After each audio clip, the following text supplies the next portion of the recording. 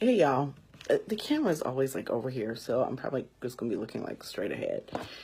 I guess that works for this. It doesn't look like I'm looking off or over to the side. I'm gonna let people get here for a second.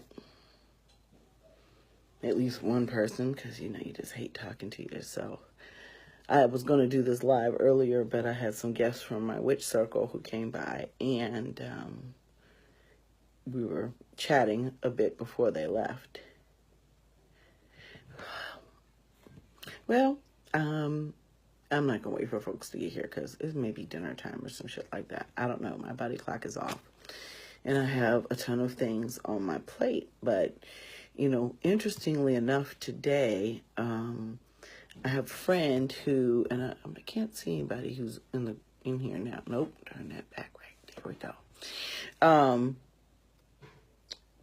Interesting enough, I have a friend of me visit me today who lost her son, if you followed me on Facebook for a while, a couple of years ago in a house fire, and her fiance. And she met someone else. She fell in love again. She got married, and he passed away, sadly, from cancer. He had a brain tumor, found out right after they got married. And then to hear about Jasmina is really distressing, and kind of heartbreaking. But one of the things, I was reading an article that Siete had posted on his page, and the story about this man and woman who put off marrying each other, had a pact they'd marry each other 30 if they hadn't found anybody else, but then there was a death in her family. And she pushed everybody away, and it went years without speaking. But right around the time they turned 30, they reconnected and decided, hey, let's do this. And she was killed by a driver. One of the reoccurring themes and I was headed out to the nail salon, incidentally, when I got the news about Jasmina. And, she, just a person that I really respected, and very knowledgeable and very culturally sensitive and very practical when it came to witchcraft. And, well studied, and she was just a really smart person. So it is deep sadness and being upset about this.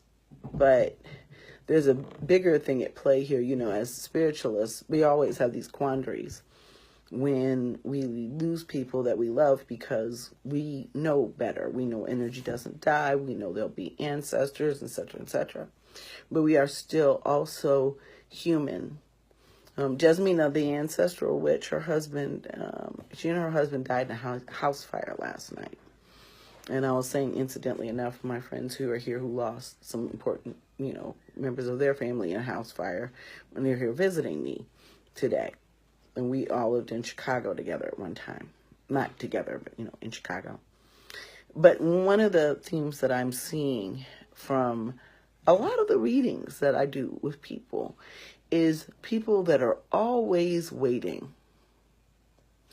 I'm waiting to do this, to do that, to do the other.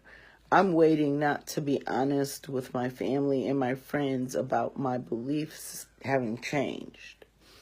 I'm not being honest with my spouse or my partner, and I'm unhappy, and I don't want to hurt them, so I'm going to stay. Or I can't afford not to be, living in this situation. What I tell people, especially women my age as I approach 50, when we are in a reading, is that we have literally lived well, probably over half or 2/3 of our lives. Most of us probably, if we're blessed, will kick it around 75. I'd love to live to be 100, but I'd want a lot of people that I knew and I loved to be here with me, and that's not usually what happens. So, I tell people, when I turned about 45, I realized I was not only burying people's parents, my mother and other people's, I lost my mother in my 30s. I'm starting to bury my friends. So what that means to all of us is that you cannot wait for tomorrow. If there's things that really drive you and motivate you, you should do them. When it became apparent to me that initiation was going to be part of my path, I took it very seriously, and I did it. And when I decided that I was no longer going to identify myself as a Christian or, be very, very public with anybody who asks me about my religious affiliation, that I'm a voodoo son.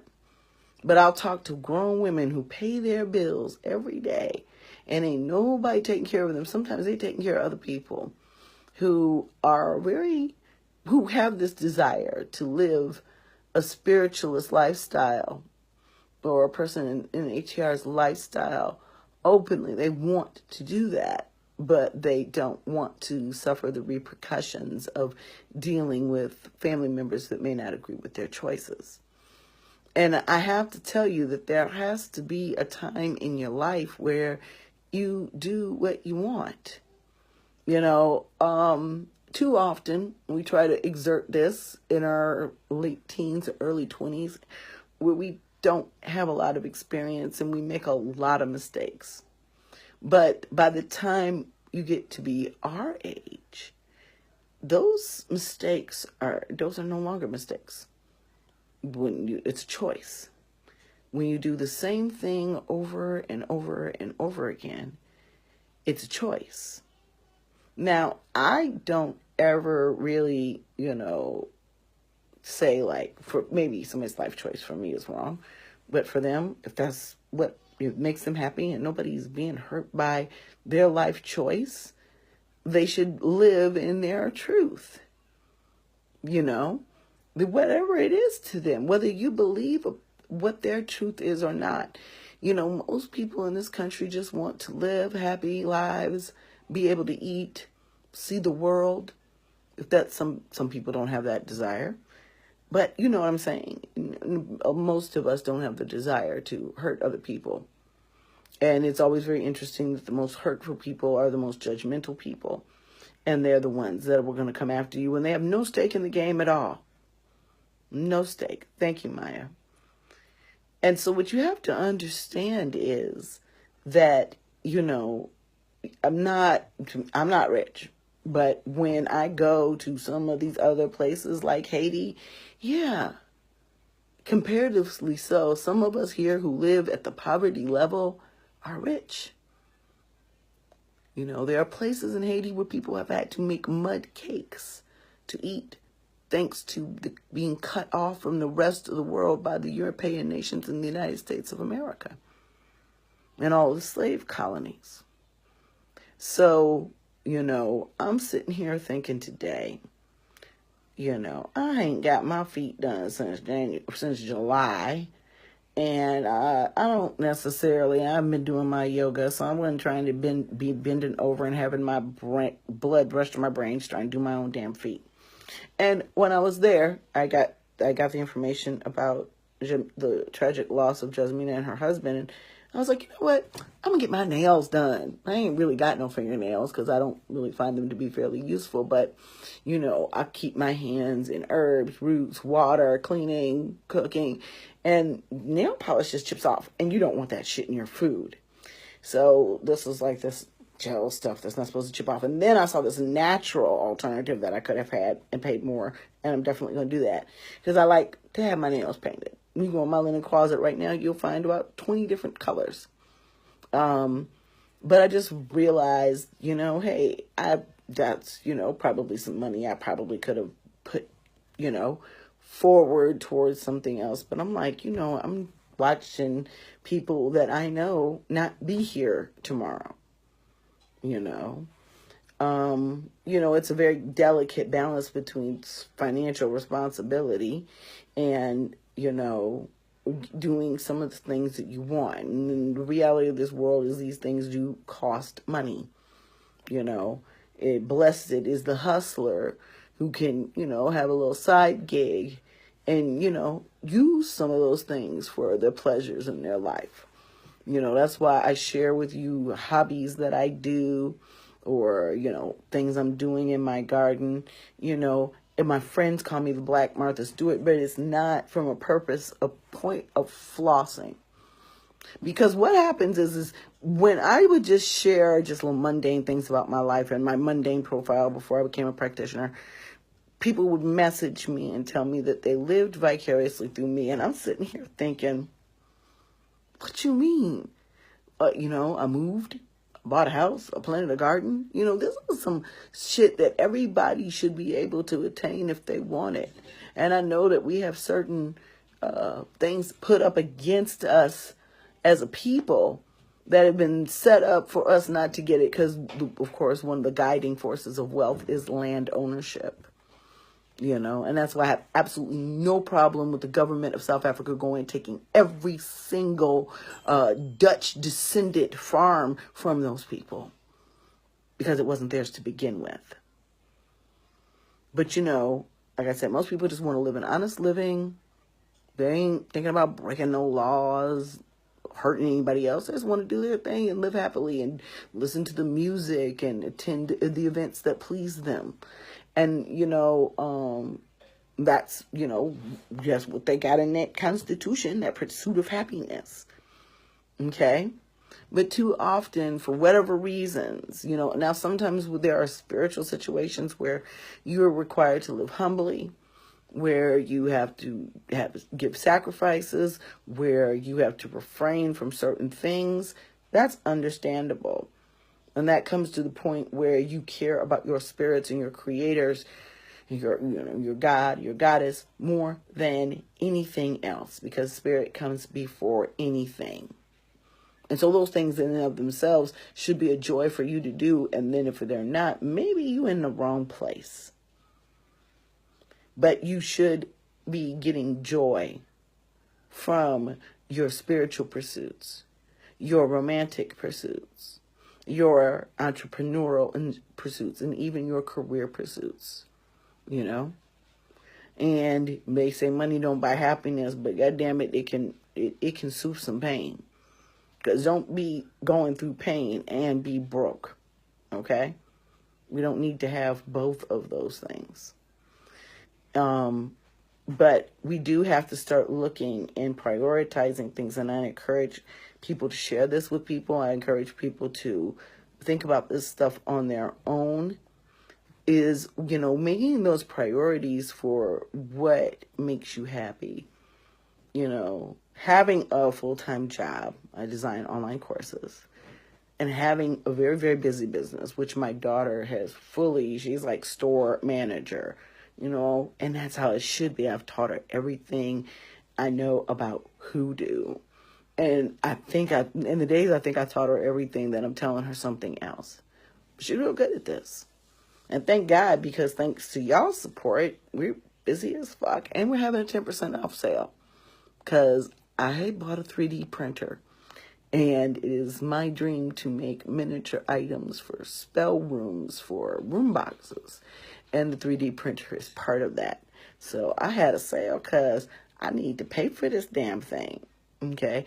But, a lot of us, if we were living and pursuing the things that we most deeply desire, because you can want to do something, but to have a passion and a desire means that you can't even sleep at night in your pursuit of obtaining it. Those are what's really important. My youngest daughter's not interested right now. She thinks magic is too much responsibility, and I blame myself. Because as a practitioner who wanted to honor the traditions that I'd fallen in love with and had a passion for, I want to make sure that, and we know that a lot of the stuff that we've been told, given, passed down, has morphed into something else sometimes, maybe inaccurate. I learn new things about spirits every day. Every voodoo house is different. Every ATR is different. But you want to honor it in the way, like you love it.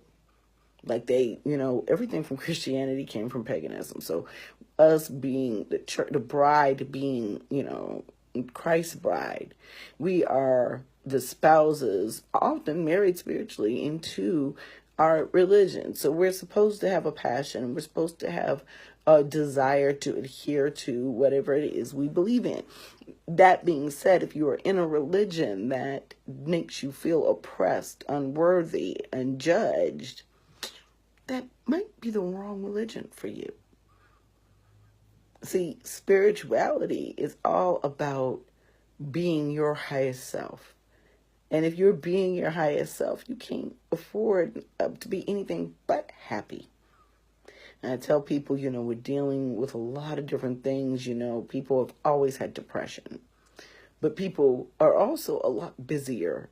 They were a lot busier with physical labor, with creation. Now that we have a lot of automation and we have the internet, we're not really making things. I think one of the things about the spiritual community, and especially because it's drawn Black sisters making products, is because of that innate desire, because we are creators. All of us, male and female alike, but women really incubate and give birth to things. So, when and if that is your nature, now some women don't have that desire or feeling, and that's cool too. We all us who have had children realize that we got lied to about some of this shit. Okay, we love our kids. I tell my girls every day how incredibly proud I am of them. But baby, if that don't work my nerves every goddamn day of the week. But you know what? Keeping in the theme of what I'm trying to tell you all, I realize that, I think about like all the stuff that we get on our kids about and the stuff that we stress out about as parents, whether it be grades, whether it be chores and all of these things. Yeah, they have to be taught to be responsible individuals, but bigger than that, they have to be taught how to pursue a passion. They have to be taught how to pursue life. And too often, because we come from this mentality that is definitely, and even old school European child rearing was this way, was of a master and slave mentality with our kids. And you cannot produce a productive member of society if they are a slave. And don't have any autonomy or opinion. You got to keep your kids safe, educated, well-fed. And that education that you give them, especially the moral education that you give them, it won't leave them. They may lose their minds temporarily for years and years and years. Some of them are never going to do right. But I love each and every single one of my children, my grandchildren, my cousins, for different reasons.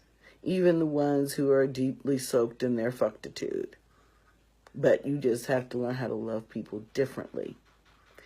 If loving people in your life is causing you to deny yourself of your pursuits and your happiness, what you have to do is figure out what you're going to do.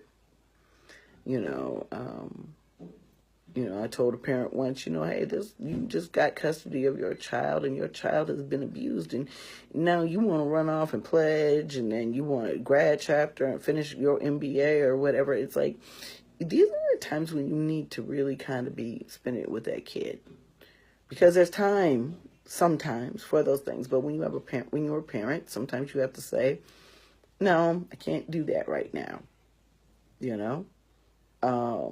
And that's okay. But at a certain point, I'm seeing women whose kids are grown as fuck talking about they got to help their kid pay their DUI and shit like that. And I'm like, how sway? At what point do our children become the responsible adults that we reared them to be?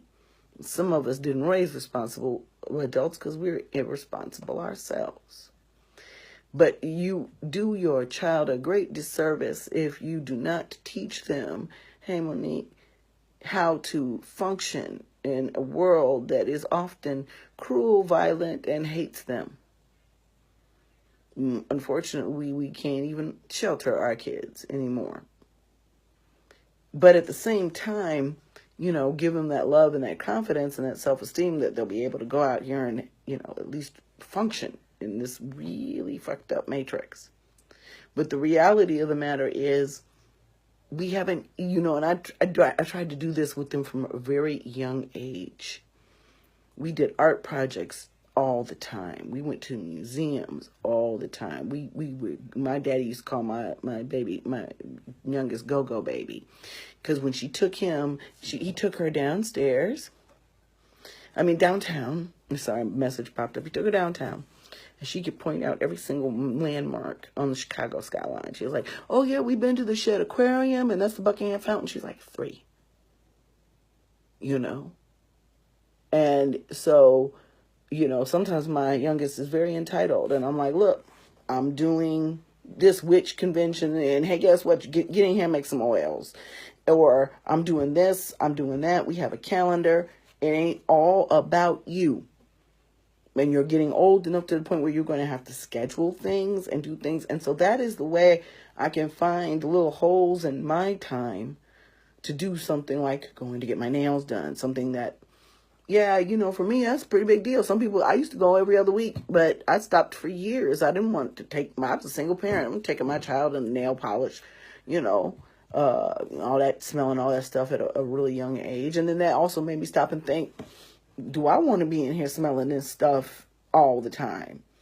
So, so it's a rarity, but it's just like, I'm like, we keep putting off things. People are like, well, I wanted to go back to school. I'm giving them a reading. And I'm like, okay, you want to go back to school? What's stopping you? And I can promise you, there's a lot of people on this call, on this live right now that I've read for, that I've read you for filth for your excuses. You may want something, but you don't desire it. You don't have a passion for it. And so there's a book by, I think his name is Marcus Buckingham. Fine ass white man too. Woo! He fine. And he wrote this book about working to your strengths. Never been a person strong in math. Found out, though, through technology that I can still do everything I need to do for business, because I can use a program. So even that didn't stop me. But what I decided to do was, when I was in elementary education, I realized I really didn't like kids very much unless they were related to me. I changed my major. I like things from elementary education. I like office supplies and chalkboards and bulletin boards and shit. I love that type of shit. But them little kids? No. So I majored in what I was getting straight A's in: English and literature. And people have often told me, oh, you wasted your degree. And yeah, I did have a hard time finding sustainable employment for a very long time. But when I found what I could do, and I was able to incorporate what I loved and what I knew how to do well, I excelled. And I've been in the industry for over 20 years. And I've taken what I've learned in instructional design and I've applied it to teaching classes. So every day, even though there's tasks for my job and there's tasks for the root working business, which I never wanted to have in the first place, but I am blessed by the spirits and happy to have, that I'm just like, no, I just don't want to do this today. You say we out of coochie candles. I got to call somebody about a coochie candle. I don't want to call anybody about a coochie candle. There are always going to be parts of your day that you don't like. There are going to be some really magnanimous, huge chunks of your life that you don't like. It's life. Don't you ask me. Don't hate the player, hate the game.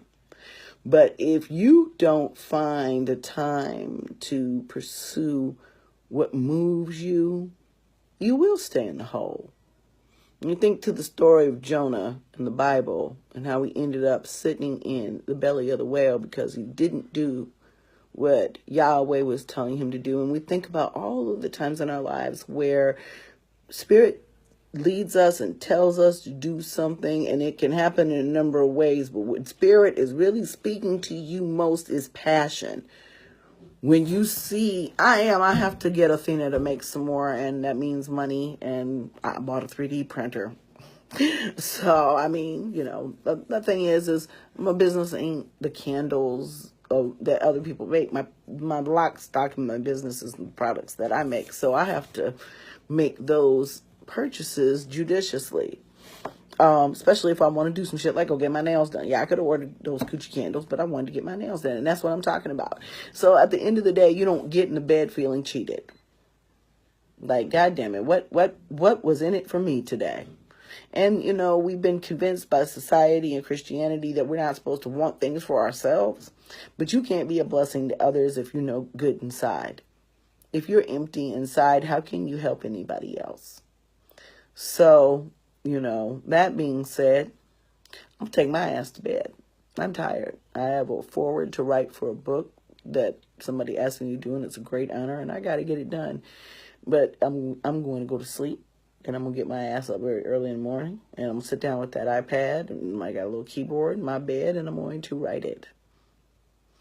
Other than that, today, after all of this, the world can kiss my ass. And you know what? People need to understand that. I can't tell you how many motherfuckers worried me while I was sick. Like I told my witch circle who has that, they have been here all summer. I said, I love you, but I didn't miss you because I'm tired. And so what I decided was one of the things, and I don't know, maybe it's wrong. Maybe I'm one of those 6-hour people, because when I was getting 6 hours of sleep, I was great. And I was just wondering, reading science and all that, should I be getting 8 hours? I get 8 hours, my ass still be tired. But it didn't help that, we had the super virus, and then my girlfriend comes here today, and they done caught it from somebody too. Whatever this cold is that manifests, yes, right, I love you, but didn't miss you. But whatever that virus is, it is manifesting into some shit for people. So get your echinacea, get your elderberries, get your fire cider, get your eucalyptus. Let me think, a little bit of chamomile to relax your nerves. But make yourself some stuff. Okay? You're buying the book just to read the foreword. Well, I'll let you know about it when it becomes a thing. But y'all, today has been a day. And it was one of those days where I'm like, you know what? I'm really tired of thinking about, that crud is no joke. Pineapple juice, that's a good help too. Thinking about self-care and then living your best life. Trust me, if there's a trip you want to take, an initiation you want to have, a class you want to take, a degree you want to go back and have, a hobby you want to develop, a business you want to have, a relationship, what's stopping you is you. And any excuse about why you haven't done it. See, now there's a difference. There's a lot of people who will... somebody sent me that blackout email again, and I just send people emails and say, please don't send me stuff like this. But yeah, you got to. You really do have to be at some point like, woo. If I don't go, and when I got sick, I was just like, this ain't no cold. I mean, if I don't go sit my ass down, 4 days later, I came out of my room. But I'm like, if I don't go sit my ass down somewhere, this some shit put you in the hospital. I've had friends get the flu and then get well and then die of a heart attack because that shit just did a number on them. And since I'm getting at that age, I'm dyeing my hair tomorrow if I have a chance. Where, I'm burying my friends of varying ages.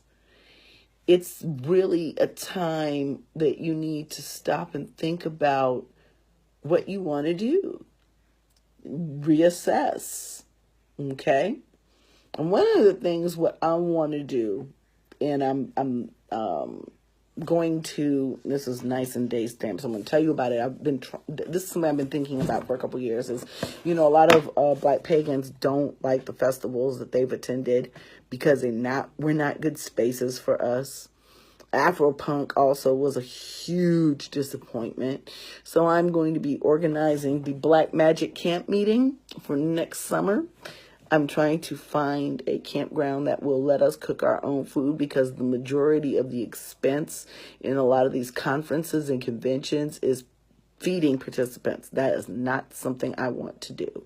But there will be vending, ritual that is allowed within the rule of law wherever we are. So that could mean we could have sacrifices. We definitely will be allowed to have fire at campsites.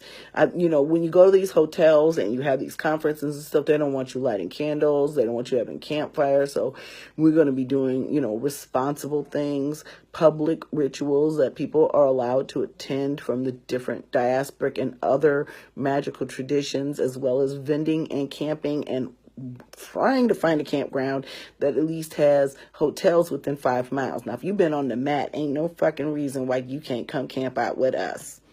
I'm 49 years old on the mat, okay? But if you want to stay in a hotel, because we have some elders, we have one elder in our circle that I'm not comfortable trying to get her to go lay on the ground in somebody's goddamn tent. But this would be fun. And one of the things I thought about was the house picnic in Chicago. I don't know if any of you are from Chicago, but I grew up from 11 until I was 46. I lived in the northern Illinois, Chicagoland area. And we had a house picnic because Chicago is the home of house music. And if you haven't heard of house music, Google it.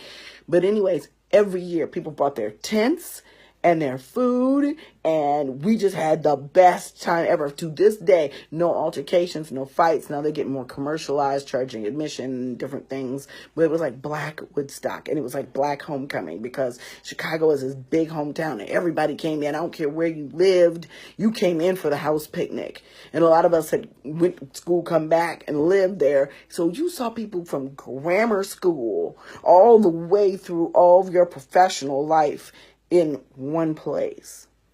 So think about having all of these beautiful Black magical people that we talk to online in one place, to learn from each other, to network with each other, to enjoy and learn about each other's faith and spiritual practices.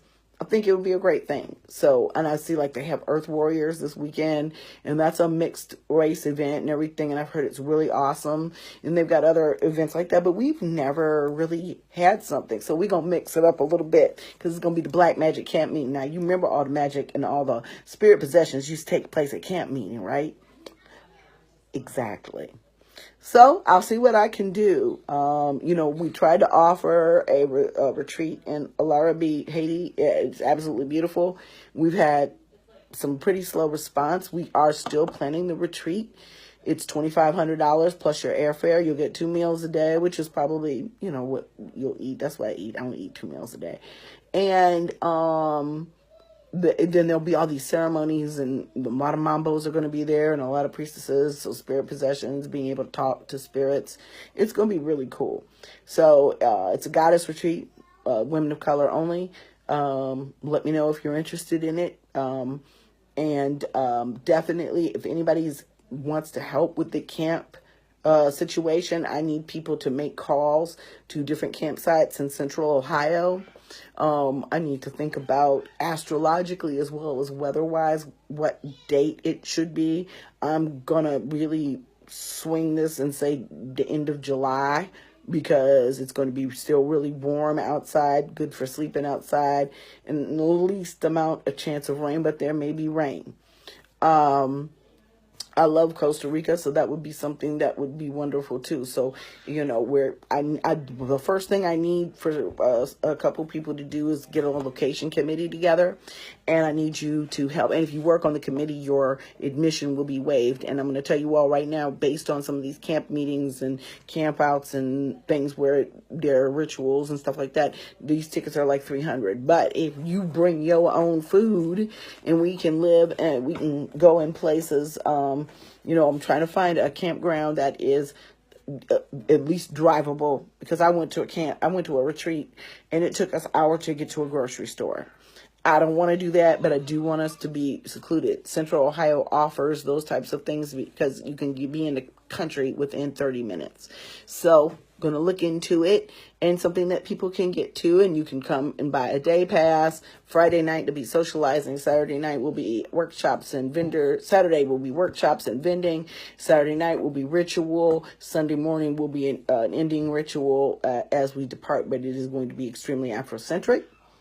It is going to be extremely ATR and conjure and hoodoo, and any other magical specialties that the people of color bring to that space. So this is for Black and brown people.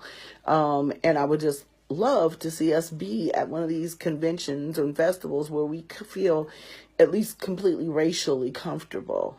Because we all know that navigating occult spaces as people of color can be challenging at times, to say the least. You know, where people won't come with expectations that you going to, you know, be possessed because you Black and ask, can they talk to Papa Legba through you and shit like that. You know, we need all that to stop. Or having somebody give a seminar. I remember I went to a con where they had a seminar on ATRs, and every single one of the priests and priestesses on the speaking, there was one brown person, I think, maybe. Everybody else was white. Talking about African traditional religions. So yeah, we got a lot of work to do. And so, you know, when I think about living my best life and doing the things that make me happy, I want to go camping.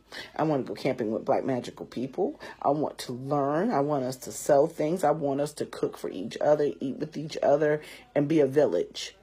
And what a better way to start than the Black Magical Camp meeting. So looking for, first of all, the location committee, because the location is going to rule everything else. So if you're interested in doing that, inbox me, create a little group for us, and I'm going to ask that you all start looking for Central Ohio locations. And yeah, you have to understand that Ohio is a convergence point for a lot of occult. It is also stops of the Underground Railroad here. And when I had my first Black Witch Circle meeting, when I first moved here to Ohio, I was just like, oh my God, I'm not going to have any friends. Everybody's going to think I'm crazy. I'm a devil worshiper. When I had the first Black Witch Circle, you couldn't even hardly sit down in here. So we here, y'all, and we here to stay. So if you're interested, there's a lot of stuff that can be done over the phone. I am incredibly busy until November, until Thanksgiving. I'm like, bam. So if I need this, I need to find a location, and then we can move on from there. And we're still working about blackpsychics.com to work with our vendor. They want $1,000 to start up. It's the holidays. So I'm figuring out the ways the spirits are going to allow me to do that so that we can get blackpsychics.com up and start having our own space for that as well. Okay? That is awesome. All right, Gia.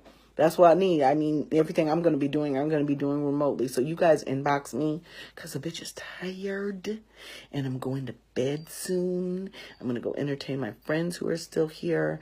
And if I sober up a little bit, because I'm not exactly sober, I'm going to write. So I'll talk to you guys soon. Bye.